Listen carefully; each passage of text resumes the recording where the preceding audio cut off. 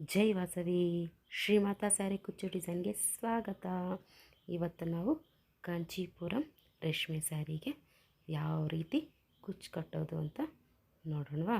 ನಾನು ಇದೇ ಸೀರೆಯಲ್ಲಿರೋ ಥ್ರೆಡ್ನ ರೆಡಿ ಮಾಡಿಕೊಂಡು ಈ ಥರ ನಾಟ್ ಹಾಕ್ಕೊಂಡು ಆಮೇಲೆ ಕುಚ್ಚು ಕಟ್ಟೋಕ್ಕೆ ಸ್ಟಾರ್ಟ್ ಮಾಡ್ತೀವಿ.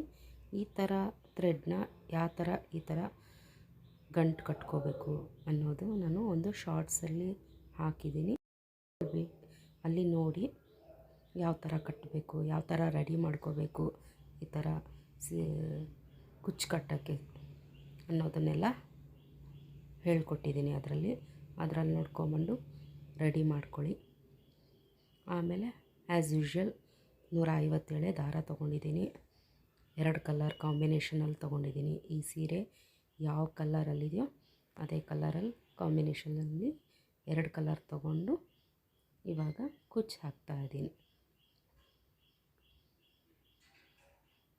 ನಾನು ಇದಕ್ಕೆ 4 ಒಂದು ಕಲರಲ್ಲಿ ಮತ್ತು ಇನ್ನೊಂದು 4 ಒಂದು ಕಲರಲ್ಲಿ ಕುಚ್ಚು ಕಟ್ತಾಯಿದ್ದೀನಿ.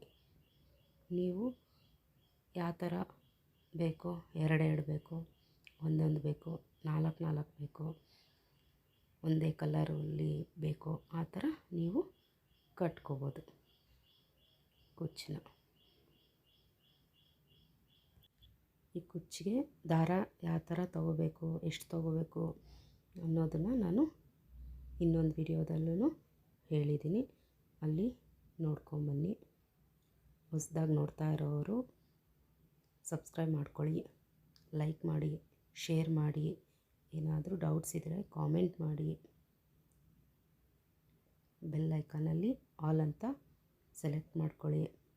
ನಾನು ಮಾಡೋ ಎಲ್ಲ ಕುಚ್ಚು ನೋಟಿಫಿಕೇಷನ್ನು, ಎಲ್ಲ ವಿಡಿಯೋ ನೋಟಿಫಿಕೇಷನ್ನು ನಿಮಗೆ ಬರುತ್ತೆ, ನೀವು ನೋಡ್ಕೋಬೋದು. ಈ ಥರ ಕಾಂಚೀಪುರಂ ಸ್ಯಾರಿಗೆ ಈ ಥರ ಸೀರೆ ಥ್ರೆಡ್ಡಲ್ಲೇ ಕಟ್ಟಿರೋದು ನಾನು ಇದೇ ಫಸ್ಟ್ ಟೈಮು, ಬಟ್ ಚೆನ್ನಾಗಿ ಬಂದಿದೆ. ಈ ಥರ ಅದರಲ್ಲಿ ಸೀರೆಯಲ್ಲಿರೋ ಥ್ರೆಡ್ಗೆ ಕಟ್ಟಬೇಕು ಅಂದರೆ ನಾವು ಜಿಗ್ಜಾಗ್ ಮಾಡಿಸ್ಬಾರ್ದು. ಅದರಲ್ಲೇ ಎಳೆಗಳು ಕೊಟ್ಟಿರ್ತಾರೆ ಅಲ್ಲೇ, ಮತ್ತು ನಮಗೆ ಇದು ಅವ್ರು ಕೊಟ್ಟಿರೋದು ಸಾಗಲ್ಲ. ಅದನ್ನು ಇನ್ನೂ ಸ್ವಲ್ಪ ಬಿಡಿಸ್ಕೊಂಡು ನಾವು ನಾಟ್ ಹಾಕೋಕ್ಕೆ ಎಷ್ಟು ಉದ್ದ ಬೇಕೋ ಅಷ್ಟು ಉದ್ದನ ರೆಡಿ ಮಾಡ್ಕೋಬೇಕು. ರೆಡಿ ಮಾಡಿಕೊಂಡು ಆಮೇಲೆ ನಾಟ್ ಮಾಡಬೇಕು. ಈ ಥರ ಎಲ್ಲ ನಾಟ್ ಮಾಡಿಕೊಂಡು ರೆಡಿ ಮಾಡ್ಕೊಂಡ್ಮೇಲೆ ನಾವು ಕುಚ್ಚು ಕಟ್ಟೋಕ್ಕೆ ಆಗೋದು. ತುಂಬ ಚೆನ್ನಾಗಿ ಬರುತ್ತೆ.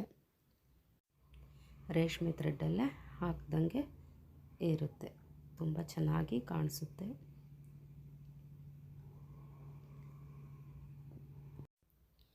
ಈ ಕುಚ್ಚು ಕಟ್ಟೋಕ್ಕೆ ಥ್ರೆಡ್ನ ರೆಡಿ ಮಾಡ್ಕೊಳ್ಳೋದು ಸ್ವಲ್ಪ ಕಷ್ಟನೇ. ಪ್ರತಿಯೊಂದು ಎಳೆನೂ ಬಿಡಿಸ್ಕೊಂಡು ರೆಡಿ ಮಾಡ್ಕೋಬೇಕು. ನಮಗೆ ಎಷ್ಟು ಉದ್ದ ಬೇಕೋ ಅಷ್ಟು ರೆಡಿ ಮಾಡಿಕೊಂಡು ನಾಟ್ ಮಾಡಬೇಕಾಗುತ್ತೆ. ನಾಟ್ ಮಾಡೋದು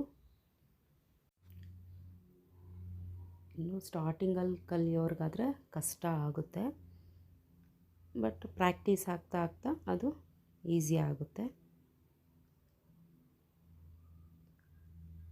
ಇನ್ನು ಸ್ಟಾರ್ಟಿಂಗಲ್ಲಿ ಒಂದೇ ಸೀರೆ ಮಾಡ್ತಾಯಿದ್ದೀವಿ ಅಂದರೆ ಅದು ಕಷ್ಟ ಅನಿಸುತ್ತೆ. ಅದೇ ಒಂದು 2-3 ಸೀರೆ ಮಾಡಿದ್ರೆ ಈಸಿ ಆಗಿಬಿಡುತ್ತೆ, ಫಾಸ್ಟಾಗಿ ವರ್ಕು ಆಗುತ್ತೆ.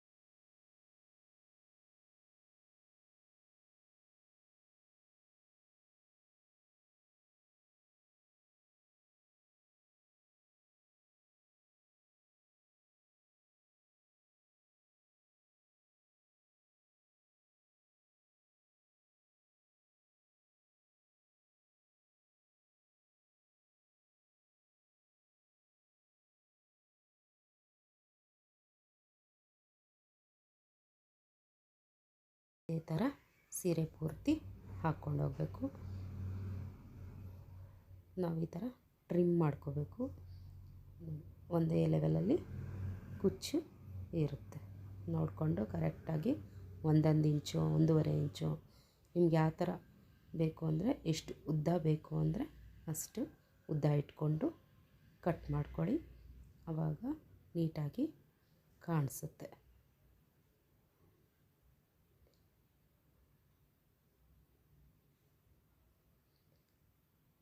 ಯಾರೆಲ್ಲ ಹೊಸಬರು ನೋಡ್ತಾ ಇದ್ದೀರೋ ಸಬ್ಸ್ಕ್ರೈಬ್ ಮಾಡ್ಕೊಳ್ಳಿ.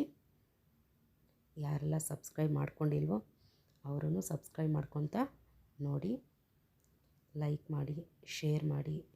ಏನಾದರೂ ಡೌಟ್ ಇದ್ದರೆ, ಈ ಕುಚ್ಚು ಯಾವ ಥರ ಬಂದಿದೆ ಅನ್ನೋದನ್ನು ನನಗೆ ಕಾಮೆಂಟಲ್ಲಿ ಹೇಳಿ. ನೀವು ಹೇಳೋದ್ರಿಂದ ನಾನು ಇನ್ನೂ ಒಂದು ವಿಡಿಯೋ ಮಾಡೋಕ್ಕೆ ಈಸಿ ಆಗುತ್ತೆ. ಏನಾದರೂ ಮಿಸ್ಟೇಕ್ಸ್ ಇದ್ದರೆ ನಾನು ಅದನ್ನು ತಿದ್ಕೊಳ್ಳೋಕ್ಕೆ ಟ್ರೈ ಮಾಡ್ತೀನಿ. ಸ್ಕಿಪ್ ಮಾಡ್ದಿರ ಫುಲ್ ವಿಡಿಯೋ ನೋಡಿ. ನಿಮಗೆ ಯಾವ ಥರ ಹಾಕಬೇಕು ಅನ್ನೋದು ನಾನು ಹೇಳಿರ್ತೀನಿ, ಟಿಪ್ಸ್ ಕೊಟ್ಟಿರ್ತೀನಿ. ಅದನ್ನೆಲ್ಲ ಕೇಳಿಕೊಂಡ್ರೆ ನಿಮಗೆ ಈಸಿಯಾಗಿ ನೀವೇ ಮನೇಲಿ ನಿಮ್ಮ ಸೀರೆನ ನೀವೇ ಹಾಕ್ಕೋಬೋದು. ನೋಡಿ, ಎಲ್ಲ ಆದಮೇಲೆ ಯಾವ ಥರ ಕಾಣಿಸ್ತಾ ಇದೆ ಅಂತ. ಸೀರೆ ಪೂರ್ತಿ ಆಗಿದೆ, ತುಂಬ ಚೆನ್ನಾಗಿ ಕಾಣಿಸ್ತಾ ಇದೆ, ಬ್ಯೂಟಿಫುಲ್ಲಾಗಿ ಕಾಣಿಸ್ತಾ ಇದೆ.